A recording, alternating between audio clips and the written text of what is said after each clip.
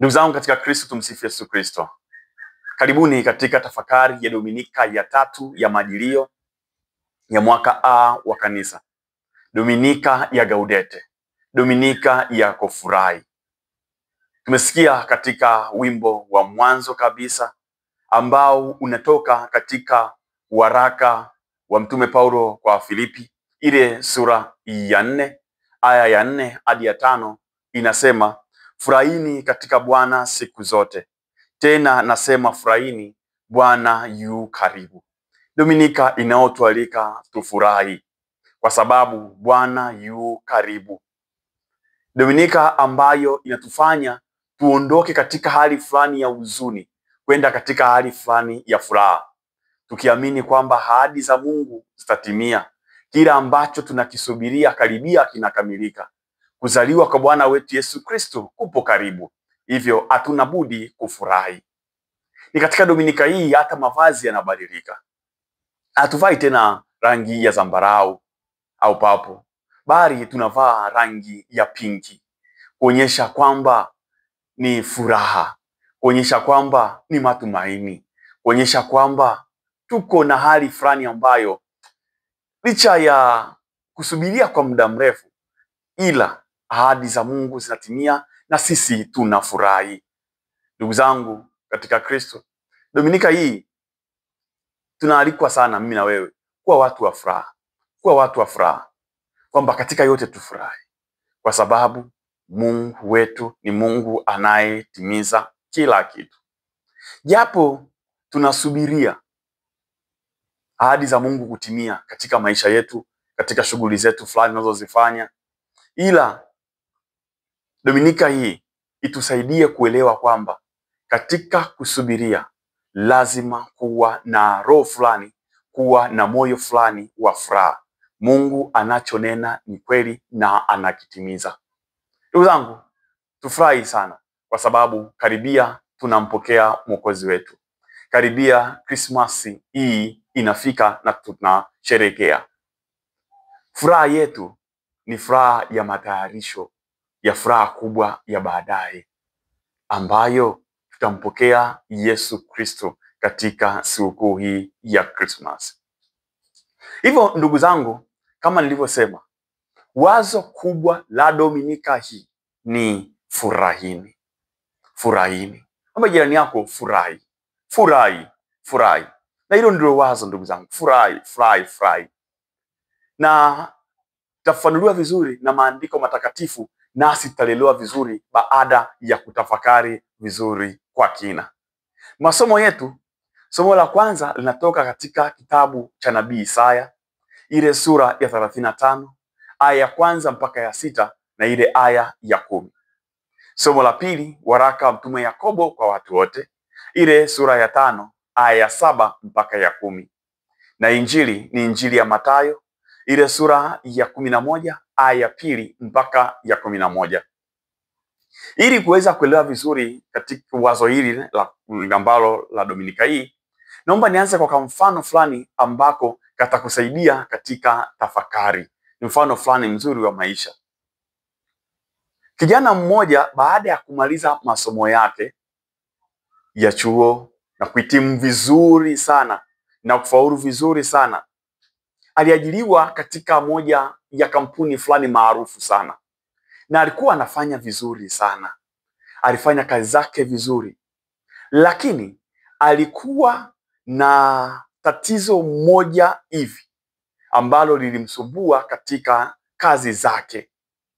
Na tatizo lilikuwa ni nini? Ni kwamba kila alipopewa kazi ya kupresenti kitu fulani, aliposimama tu alibaki mdomo wazi, alibaki kimya, maneno yaliisha mdomoni.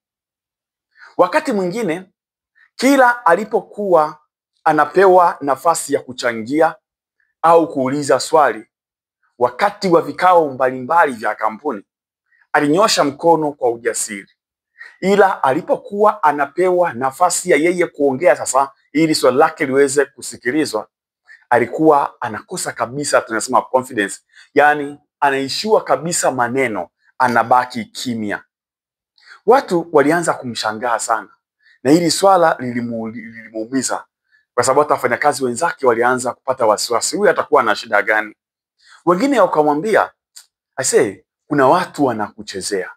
Wengine wakamwambia, umelogwa, nenda kwa wazee. Si jambo la kawaida hili. Kwa nini ukiwa nje na sisi unaongea vizuri, unasema vizuri, lakini tu unaposimama kuongea hali inakuwa tofauti? Basi Likizo mmoja aliamua kwenda kijijini kumwona babu yake na kumweleza hali yake.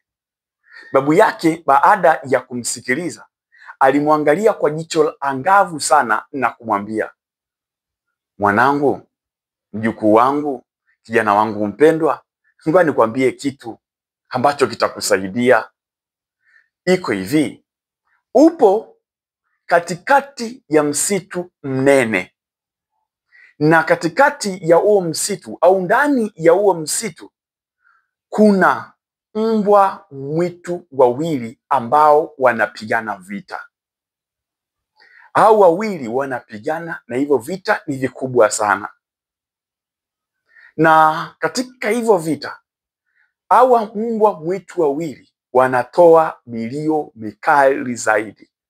Yule kijana akashtuka, akaambia, babu, una maana gani? Akaambia, sikiliza nikwambie hivi.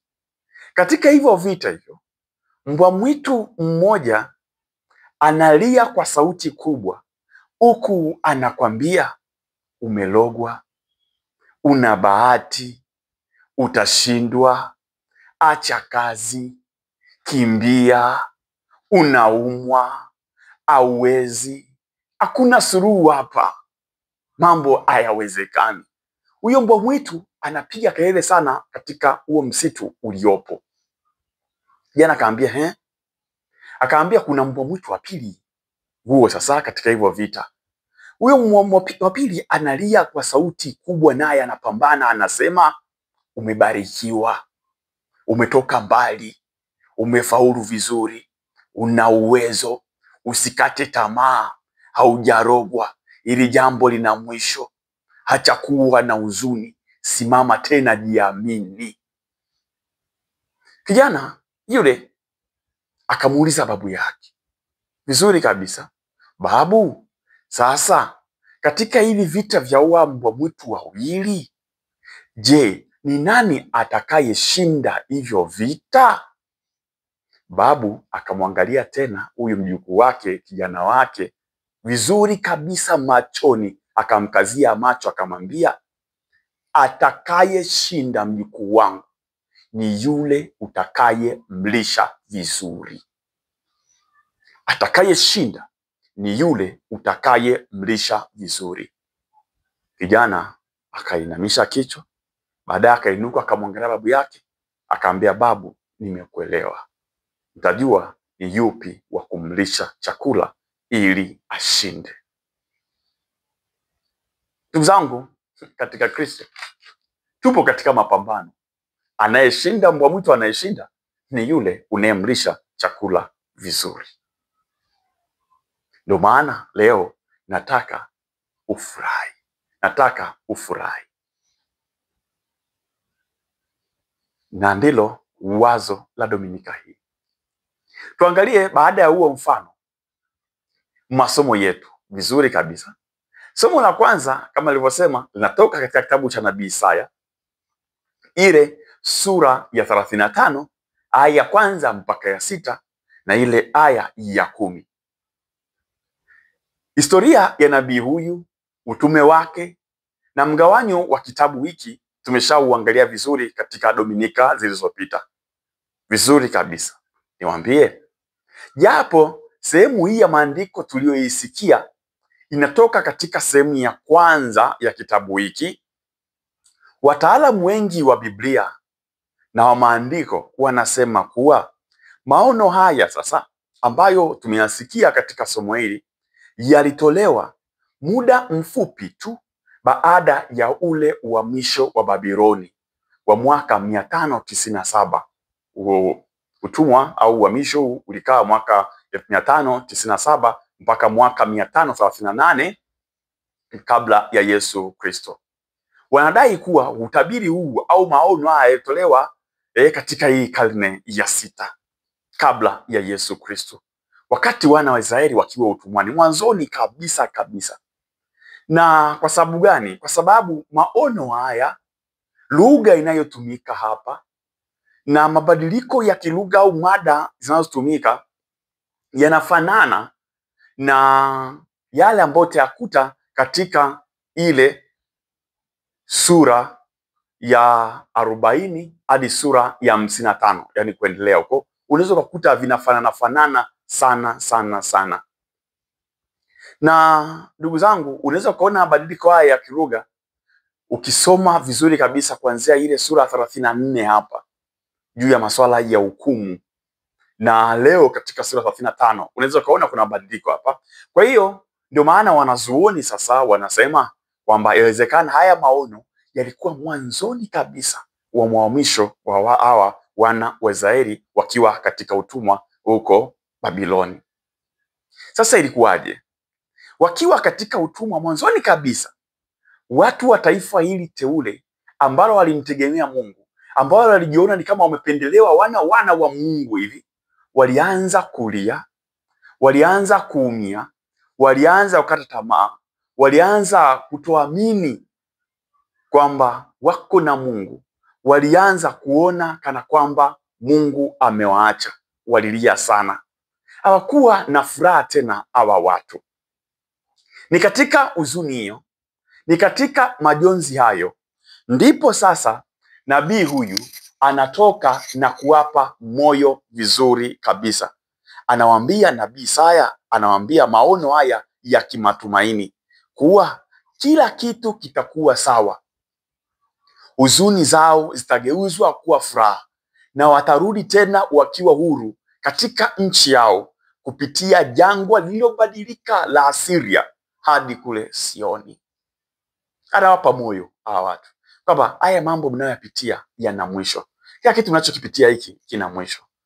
Kwa hiyo mambo yataanza upya, kila kitu kitageuka. Ndugu zangu, naomba niwaambie, ukitafakari vizuri somo hili unaweza kugundua kuwa maisha ya mwanadamu yana nyakati tofauti sana. Kiukweli kabisa, kuna nyakati majani yanakuwa ya kijani safi kabisa, ila kuna nyakati majani yanakauka na hali inakuwa mbaya, ukijani unapotea kabisa. Mwanadamu huyu anakosa matumaini tena. Kuna wakati unaweza ukapitia changamoto fulani ambazo ukiziangalia unajiuliza, hivi hizi changamoto zitaisha kweli? Hivi haya nayoyapitia hata kama yakiisha nitatoka salama kweli? Unaweza ukasali, ukaomba, wakati mwingine hata ukafa imani kabisa, kwa sababu ni kama chombo kipo katika mawimbi fulani na kama kinakaribia kuzama hivi. Ndugu zangu, katika hali hiyo maono haya yanaweza kawa na maana sana, na ndio kama unapitia katika hali hiyo leo, maono haya naomba yawe na maana zaidi kwako. Haya maono tunaita divine restoration, maono ya kufanya upya. Naomba yakuguse tena na yaguse tena maisha yako, na kama utapitia usiyasahau. Naomba kama unapitia maono haya yaguse tena familia yako, maono haya yaguse tena biashara zako, maono haya yaguse afya yako, maono haya yaguse kazi zako, maono haya yaguse nafsi na akili yako. Maono haya yakupatie faraja. Useme na uamini kwamba Mungu atafanya upya. Mungu atafanya upya. Na hii kauli hiyo pamoja nasi siku zote. Tuseme sote, Mungu atafanya upya. Mungu atafanya upya. Mungu atafanya upya. Hivyo kwa imani hatuna haja ya kulia nyakati zote. Hatuna haja ya kuhuzunika tena. Tusimame, tufute machozi, tuwe na moyo mkuu, tufurahi, maana Mungu atafanya upya. Mungu atafanya upya. Somo la pili linatoka waraka wa Mtume Yakobo kwa watu wote. Ile sura ya 5 aya ya 7 mpaka ya 10. Hii ni sehemu inayoonyesha kwamba kusubiri ahadi za Mungu si jambo jepesi sana. Inahitaji kuwa watu wenye roho au fadhila ya uvumilivu sana.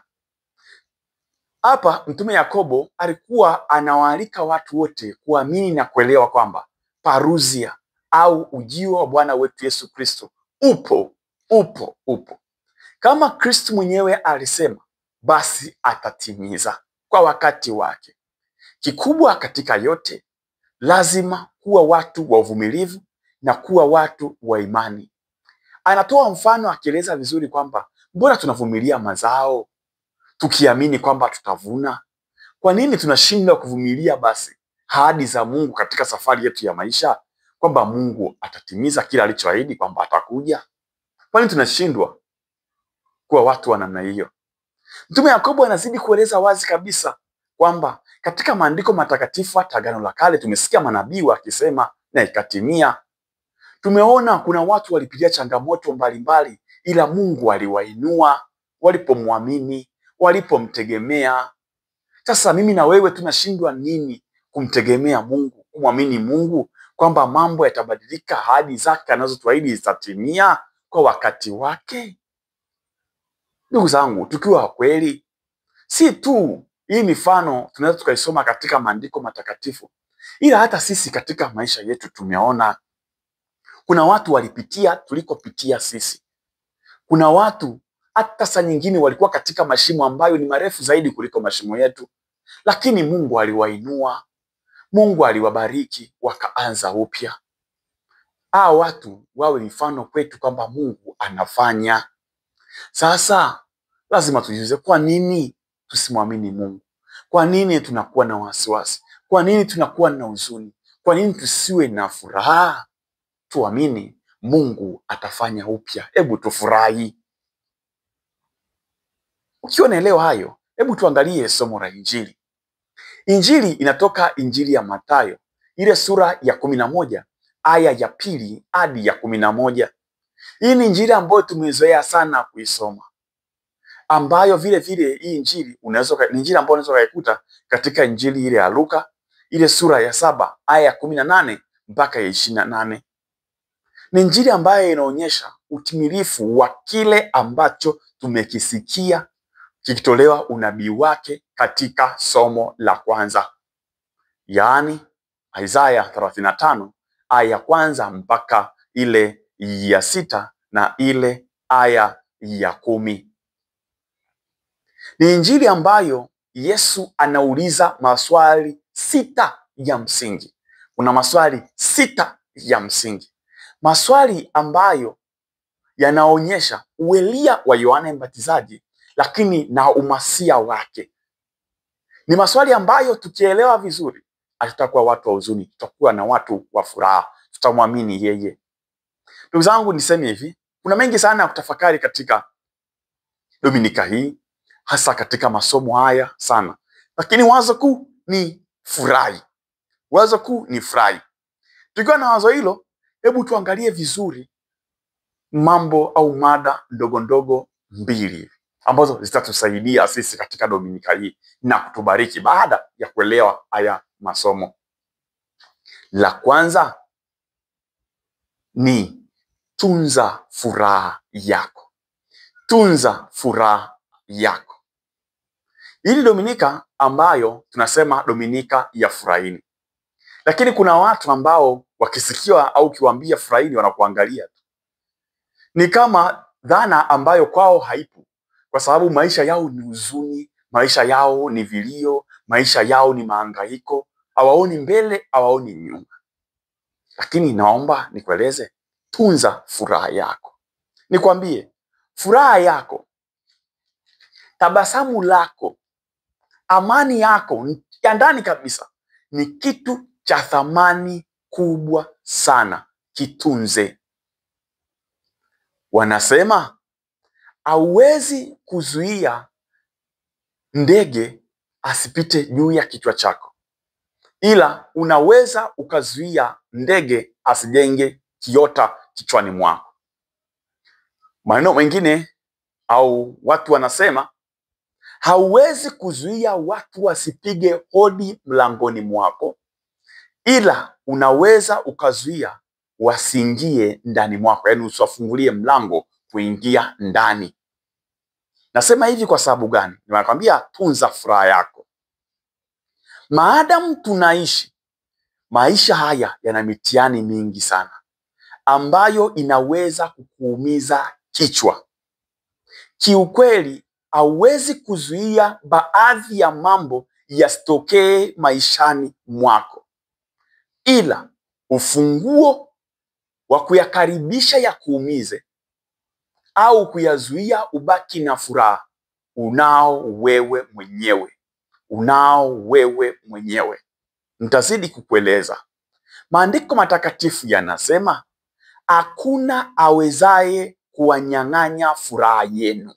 Injili ya Yohane ile sura ya 16 aya ya 22. Yaani, ukiwa na Mungu kweli, ukiwa na Kristo kweli, ukiwa na imani kweli, ukiwa mtu wa sala na maombi, hakuna awezaye kunyang'anya furaha yako ya ndani. Hakuna tukio lolote lile linaloweza kupoteza tabasamu yako ya ukweli. Ukweli ni kwamba wewe ndiwe kiongozi wa furaha yako. Hakuna wa kuichukua bila wewe kutaka. Hakuna mwenye uwezo wa kunyang'anya bila wewe kuitoa. Nitazidi kukuambia. Mara nyingi tukipata changamoto tunatoa kirahisi sana furaha yetu. Hivi unaelewa? Kuna watu wanapitia changamoto kama zako lakini wana furaha. Kuna watu wako hospitalini lakini wao ndio wanakufariji wewe unayewaangalia. Kuna watu wako magerezani lakini ukiwatembelea wao ndio wanaokupa wewe pole. Niulize kwa nini? Kwa sababu wamegundua siri hii. Hawatoi furaha yao, hawatoi amani yao ya ndani kirahisi. Ndugu zangu, jiulize tena na tena. Unapopitia changamoto, unapopitia magumu, jiulize tena na tena. Je, ni halali kutoa furaha yako? Ni halali kuwapa watu furaha yako? Kazini jiulize, ni halali nimpe huyu, niwape hawa furaha yangu? Kwenye biashara zako jiulize, ni halali niwape hawa furaha yangu? Ukiwa majumbani mwetu jiulize, ni halali nimpe huyu furaha yangu, niwape hawa furaha yangu? Kwenye mahusiano jiulize sana, je, ni halali nimpe huyu furaha yangu? Wamekusengenya, wamekusema vibaya, wamekuchukia bila sababu, hawakupendi, wanakuchongea, hawakukubali, wanakufanyia visa vya kila aina. Je, ni halali kutoa kitu chako cha thamani kwao? Ni halali kutoa furaha? Je, nitoe furaha yangu niwape? Hili ni swali la kujiuliza sana ndugu zangu, ili ubaki kuwa na furaha na Dominikai iwe na maana. Nitawapa mfano mwingine muweze kuelewa. Siku moja nilikuwa katika foleni pale Mwenge. Foleni, magari yalisimama kwa muda mrefu sana. Tukiwa tumesimama, nishusha vioo hivi ili nipate angalau hewa ya nje hivi. Ghafla kuna nyuki waliingia kwenye gari. Wawili hivi waliingia, lakini walikuwa na makelele sana. Na kwa sababu hiyo nilibidi nizime gari niweze kupambana nao. Sasa siwezi kwenda. Katika tukio hilo sasa, wakati napambana na nyuki, trafiki akaanza kuruhusu magari ya upande wangu. Ilikuwa njia ya kutoka Tegeta. Sasa tumekaa muda mrefu, mkumbuke na watu wana haraka, kwa hiyo kitendo cha kukaa pale ilileta kidogo kitu kama tafrani. Watu walianza kupiga kelele kwamba toa gari, toa. Matusi yakaanza kama mvua mengi sana. Watu yaache. Sasa akili yangu ilinituma kwamba niwaambie waingie wao kwenye gari. Sasa yani walikuwa wanapiga kelele, akili inaniambia waambie waingie wao sasa. Waambie waingie. Lakini baadaye nikasema ya nini sasa? Nikaanza kutabasamu na kufurahi tu na kucheka. Sababu ilibidi nifungue baadaye ili baadaye waweze kuondoka. Sasa kicheko changu kilifanya watu wengine kukasirika, kuumia kwamba tunafanya hivi na wewe. Lakini nilijiuliza, ni halali mimi nitoe furaha yangu kwa ajili yao? Hawajui ninachopitia, hawajui hali yangu. Ni halali? Kikweli naomba niwaambie hivi, kwenye maisha kuna watu lazima uwape tabasamu ili wabaki tu wanaumia. Kwa sababu ukihuzunika, wao itakuwa ni furaha, wao itakuwa ni ushindi. Lazima uelewe hivyo. Kuna watu watakufanyia visa, watasema hivi, hawajui unayopitia, lakini watazidi kukuumiza tu. Unayopitia ni maumivu na maneno yao yatazidi kukuumiza. Kwa hiyo ukiwa mtu wa kufuata, utazidi kuumia kabisa. Kuna watu katika maisha lazima uwape tabasamu ili waumie wao zaidi yako. Kwa sababu ukiumia kwao ni ushindi. Usisahau hichi kitu. Naomba niwaeleze sasa. Maisha ni mafupi sana haya kuwa na huzuni, kuumia au kujiumiza. Kiukweli kabisa, maisha haya. Watu wana haki ya kutoa maoni yao juu yako. Wana haki kabisa. Nawe una haki ya kuyapuuza. Hii ni haki yako. Watu wana haki ya kukuchukia, kukusema vibaya au kutokupenda. Na wewe una haki ya kujipenda na kujiamini na kuwa na furaha. Ni haki yako. Tunza hiyo furaha yako. Tunza hiyo haki yako. Nitapa mfano mwingine ili muweze kuelewa katika maisha naposema hiki. Ndugu mmoja aliniambia ajisikii tena kwenda kazini. Maana ofisini mle kuna maneno mengi sana. Nitabasamu nikamwambia, hebu elewa. Kuna vitu hauwezi kuvizuia visitokee. Kuna vitu huwezi kabisa kuzuia. Sasa kama huwezi kuvizuia, kwa nini vikunyime furaha? Huwezi kuzuia watu wasikuseme. Huwezi kuzuia watu wasifanyie roho mbaya. Huwezi kuzuia watu wasifanyie mtimanyongo anasema. Huwezi kuzuia magonjwa, huwezi kuzuia misiba, huwezi kuzuia. Huwezi vitu vingine huwezi kulazimisha. Huwezi kuzuia wewe kila kitu unachofanya kwa kupigia makofi. Watu waseme hapana, huwezi. Hauwezi kulazimisha ndoto zako zitimie vile unavyotaka. Yaani nataka hiki. Hauwezi. Hauwezi kulazimisha maombi yako yajibiwe vile unavyotaka. Haiwezekani. Nikwambie, jiulize. Sasa utabaki na huzuni muda wote? Naomba niwaambie, unajua lazima tuwe kweli katika maisha. Hebu jiulize. Hivi watu wanaokufanyia roho mbaya, yawezekana hao watu wasibadilike hata miaka 20 hivi. Je, wewe utabaki na huzuni miaka yote hiyo kweli? Hao watu ambao huwapendi au wanakuchukia wanawezekana wasihamishwe hata kazini au kwenye idara, wasihamishwe kabisa. Je, na wewe utabaki na huzuni kweli hivi muda wote? Shida sana. Lazima ujiulize sana. Unaweza kusema nitaama ofisini, nitaenda ofisi nyingine, nitaama same fanta sisi kwenda kazini. Je, na huyo mtu akihamishwa tena huko itakuwaje? Hapana. Lazima ujue thamani ya furaha yako. Itunze. Yawezekana huyo bosi wako asihamishwe sasa. Utafanyaje? Yawezekana huyu mtu anayekuchukia sasa ndakapandishwa cheo, akawa mkubwa zaidi. Utaumia, utakufa bila sababu. Hebu jiulize, tunza furaha yako. Tunza furaha yako. Naposema leo furahini, tunza furaha yako. Hapa watu ambao wanakunyima furaha wanaweza wasibadilike, ila wewe badilisha mtazamo juu yao ili ubaki na furaha. Iko hivi, wasingeweza kusema, wasingeweza kuchukia kama huna kitu. Hakuna mtu anayepoteza muda kuongelea watu wasiofanya kitu. Haiwezekani. Wanakuongelea kwa sababu Mungu ameweka kitu fulani ndani mwako kinachowazidi wao, ambacho ni tishio kwao. Achana nao. Tambua Mungu amekupa karama. Kumbuka kauli ya Mahatma Gandhi, alisema wanyamapori wamepungua porini ila wamehamia mijini. Kuna wanyamapori wengi sana maofisini, majumbani, mitaani na hata kwenye koo zetu. Na hata katika ile cycle yetu watoto wa karibu wanyamapori wapo. Hatuwezi au haiwezekani kuwakimbia na hawezi kuisha. Wapo mijini. Achana nao. Kazi yako si kufanya hao wanyamapori wakupende au pambane nao, wakupigie makofi, wakushangilie. Hapana. Bali ni kupambana ili malengo yako ya maisha, ndoto zako na kila ambacho Mungu anataka kitimie katika maisha yako kitimie, au kile ambacho Mungu anataka uwe kiwe, bila kujali vipingamizi vyovyote vile unavyokutana navyo. Tunza sana furaha yako.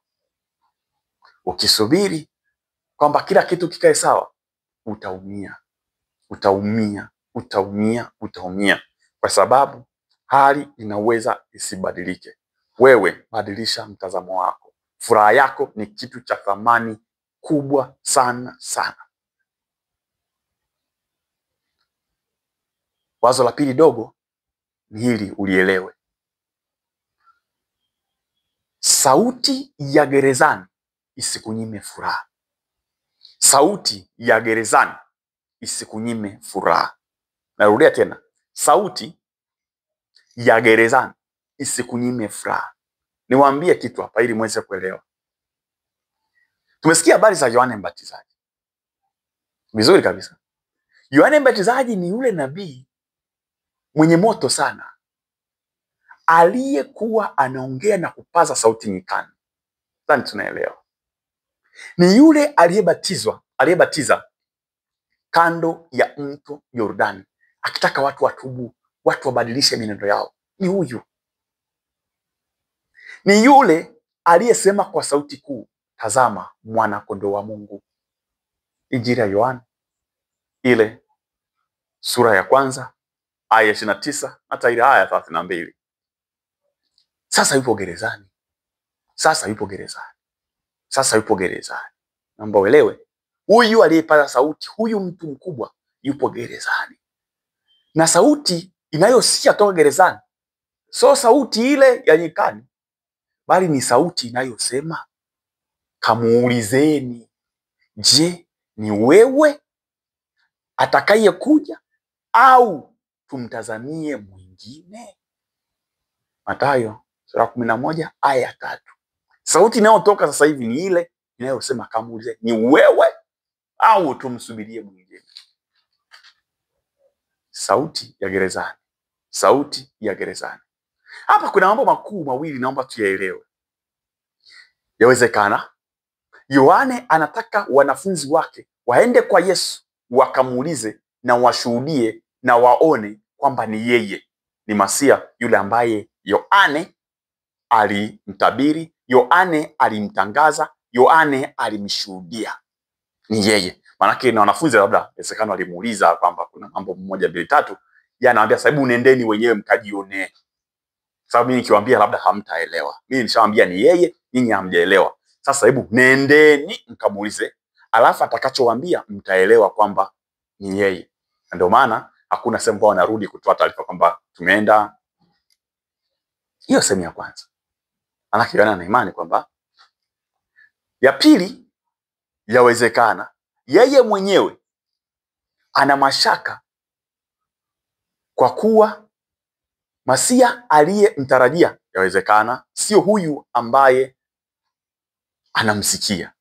Labda alitarajia Masia ambaye angeleta hukumu ya haraka, angeangusha dhuluma kwa haraka sana, angefanya mateka wakawa huru kwa haraka sana, ikiwemo yeye mwenyewe. Mnakumbuka kile Yesu alichokisema katika hekalu alipofungua chuo cha nabii Isaya? Nadhani mnakumbuka sana. Injili ya Luka.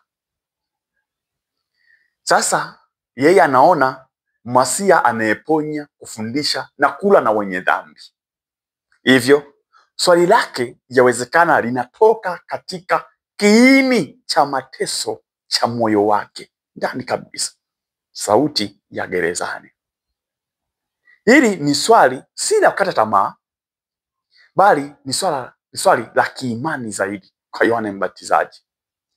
Hili ni swali, naomba niwaeleze, la kibinadamu ambalo mimi na wewe wakati mwingine tukiwa katika magereza yetu ya maisha huwa tunajiuliza. Sauti ya gerezani. Hivi unajua, naomba nikwambie, Kuna watu wanapitia magumu katika maisha yao mpaka wanajiuliza, hivi kweli Mungu anasikia au la? Hivi unaelewa, kuna watu wanapitia magumu hadi wanaamini kwamba hii ni laana ya babu zao au dhambi za ukoo wao. Kuna watu wanapitia magumu hadi wanaamini kwamba Mungu anawaadhibu kwa sababu ya dhambi walizofanya kule nyuma.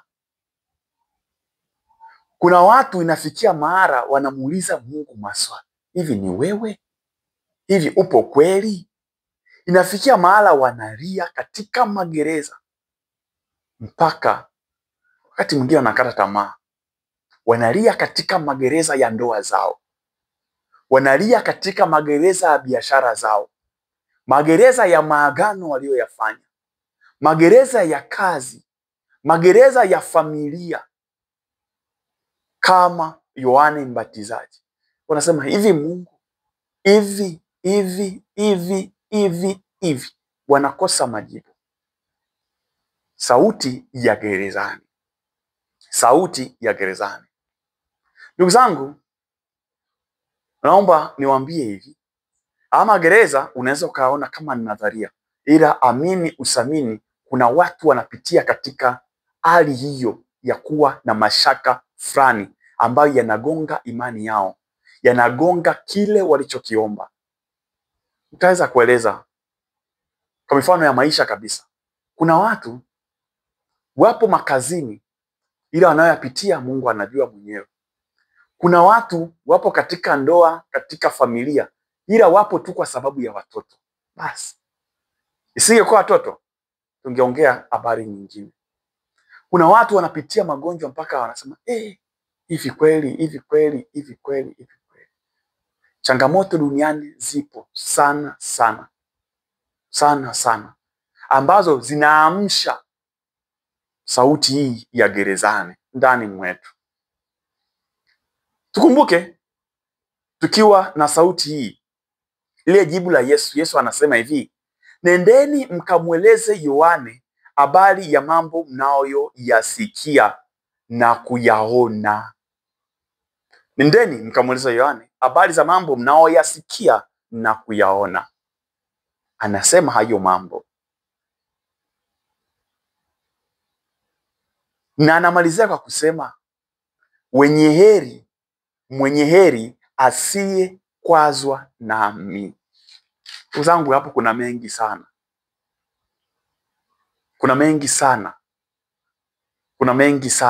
Nataka niambie kuna mengi sana. Yesu anataka kusema mpaka sasa anatenda. Mpaka sasa ni yeye. Sauti ya gerezani ikija, kumbuka ni yeye. Sauti ya gerezani hii ikikuletea mashaka, kumbuka ni yeye anatenda. Ametenda kwa huyu, ametenda kwa yule, atatenda na kwako.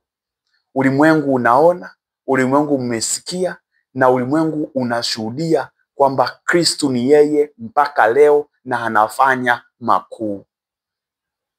Mtakatifu Agustino katika tafakari zake juu ya somo hili anasema, tuwe watu wa matumaini.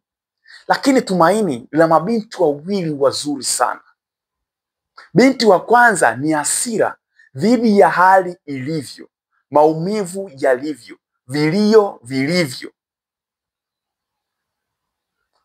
na kukata tamaa. Na binti wa pili ni ujasiri wa kuona kwamba hali haitabaki hivyo ilivyo milele, Mungu atatenda. Anasema, omba Mungu akujalie kuwa na hii roho ya huyu binti wa pili. Ujasiri wa kuelewa, jicho la kuona, masikio ya kusikia kwamba Mungu atatenda. Ile roho ya ujasiri, omba Mungu ibaki ndani mwako. Mungu anatenda. Kristo ni yeye, ni Masia, atatenda. Naomba nimalizie kwa kukwambia hivi, katika gereza la maisha yako, katika gereza ulilopo, amini Mungu atatenda. Mwachie Mungu huzuni zako, Mwachie Mungu mashaka yako. Mwachie Mungu maumivu yako. Mwachie Mungu wasiwasi wako. Mwachie Mungu tumbo lako la uzazi. Mwachie Mungu afya yako. Mwachie Mungu familia yako. Mwachie Mungu ofisi na cheo chako. Mwachie Mungu biashara zako. Mwachie Mungu mapigano unayopitia usiku na mchana, na hayo mapigano unayajua peke yako. Mwachie Mungu. Amini, yeye ni Bwana wa vita. Aliwashindia mababu zetu, aliwashindia manabii, amewashindia wengi ambao una ushuhuda. Atakushindia na wewe, nawe utakuwa mtu wa furaha sasa na hata milele. Amina. Just be happy. Furahi. Mungu anatenda. Mungu atafanya upya. Furahi. Ubarikiwe sana sana. Nitakie Dominika njema.